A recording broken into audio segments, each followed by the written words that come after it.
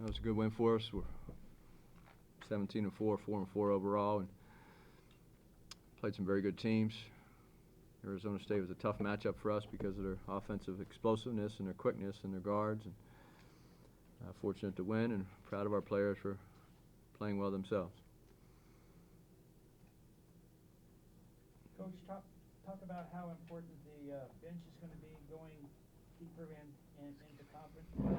The Arizona starters beat the SC starters, but the bench was 14 points over. Well, I thought Shaquan Aaron and Nick Rakocevic came off the bench and gave us great energy tonight. Shaquan made some nice plays, got on the floor for a loose ball, made a three, and then Nick, I thought, really made his presence felt as a 7-footer, like he should. And he had 11 points, 8 rebounds, set great screens, and was a big part of our win. You guys obviously shot a lot better than last couple games. Was there a primary reason why? Well, you can't shoot terribly every game for the entire season, so eventually the law of averages have to work out. You know, we were last in the league in field goal percent, and our good shooters just weren't making open shots. So it was nice to see us make 14, our team make 14 threes tonight.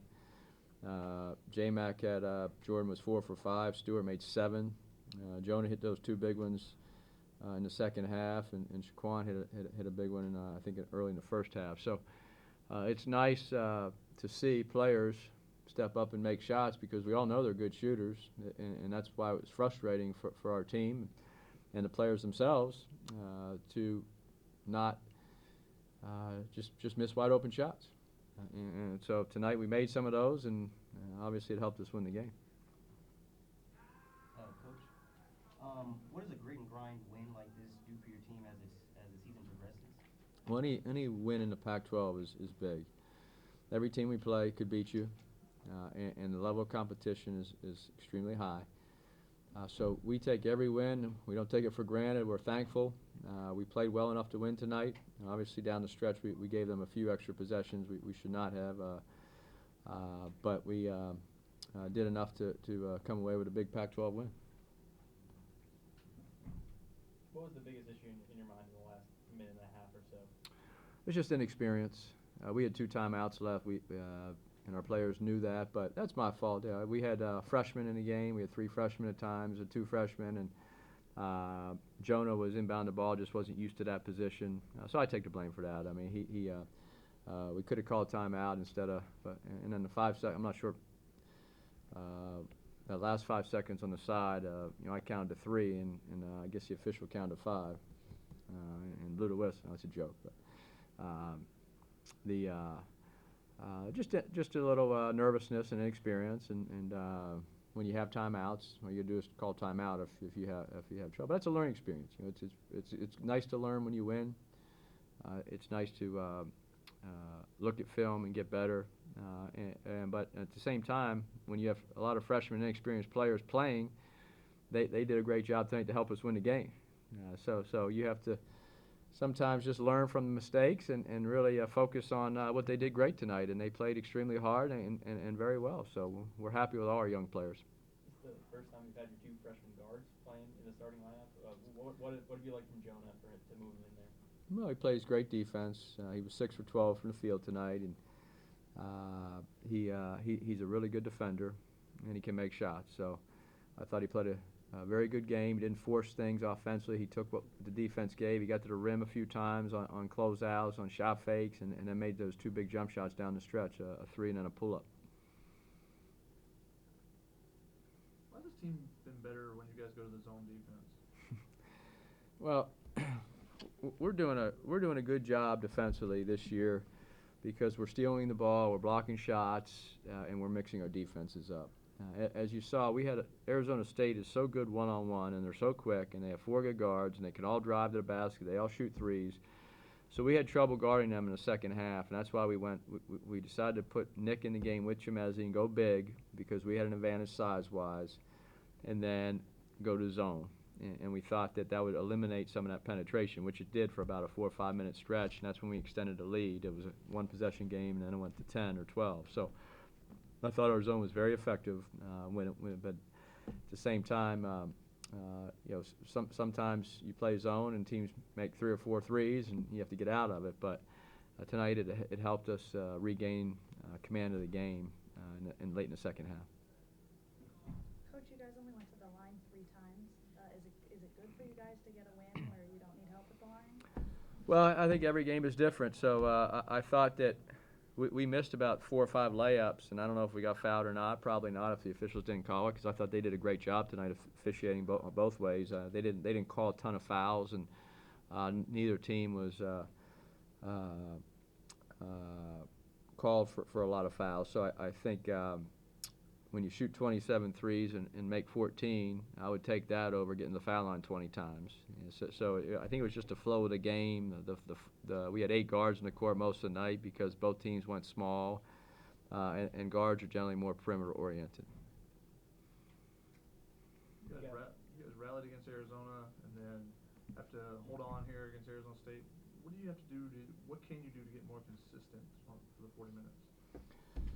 It's a very young team, and we're 328 out of 351 in experience in the United States. And then our leading scorer has been out for 2 months now. Okay, so you say, what can we do to be more consistent? I'm thrilled to be 17-4 right now without Benny Boat. If you would have told us, any of us, our coaching staff or our team, that we'd be 17-4 without Benny Boatwright. He's played in 4 games, and so we've played 17 games without him. So you're looking for consistency. That's what young players do. They're inconsistent, and we've been inconsistent this year. But we play hard.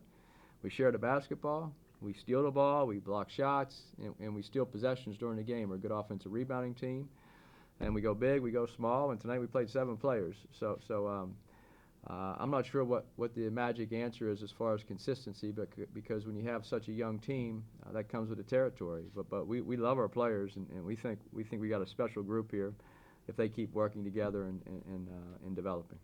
You said if you would have told your staff that you would have been 17-4 without Benny, what was the end of that thought there? What would you guys have said?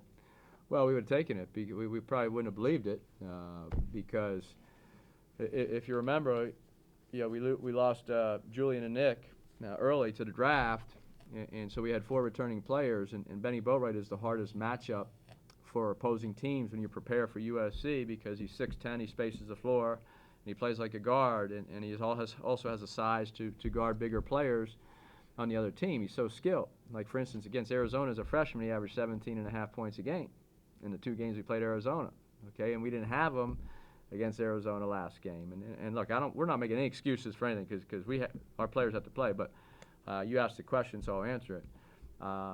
But to be 17-4 without Benny Boatwright means that the 328th most experienced team in the country has played beyond their years in many, many games this season. So our freshmen, our Chimezi's developed, and then Jordan McLaughlin and Elijah, our 2 juniors, have really played exceptionally well. Now we've had some bad games, especially on the road, where we just didn't play well. But so we're excited to be where we are. We also know that the Pac-12 is so good. Every single game is challenging with the coaching and the players and the talent level in this league, and trying to win on the road. And we have a 3rd-ranked team coming in the country coming in here. We play UCLA, Oregon, and Arizona twice this season, and teams like Arizona State and Utah and Colorado and Washington and Cal. It's just every night it's a grind, and so we're excited to be in this league because it's fun, it's competitive, but you have to bring it every night if you want to compete. Have you had a chance to watch any UCLA yet? Well, their offense is exceptional.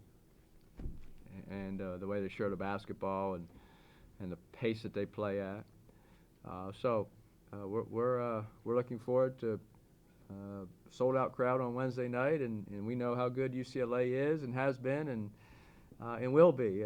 We're just going to come try to play hard and compete. Any chance you'll have Benny back practicing this week? Yeah, he has not had a contact practice yet. He tried to do some more running and 5-on-0, meaning with no defense out there, just to get him out on the court, run through some offensive sets or defensive assignments without any contact. but he hasn't been through a full practice. We're hoping at some point later this week that he can go and just gradually bring him into practice. Whether we have him for the road trip next week, we don't know. We won't have him for Wednesday. I mean, I could lie to everybody and say, yeah, he's going to play, and then not show up. But we don't do that here. We're trying to be honest with everybody. Benny's been through a lot. He's been out for that long. He's working extremely hard to get back. Every day his knee is getting stronger. And I would anticipate him being ready for a contact practice within a week, maybe a week and a half. Thanks, Andy. Yep. Okay. Thank you.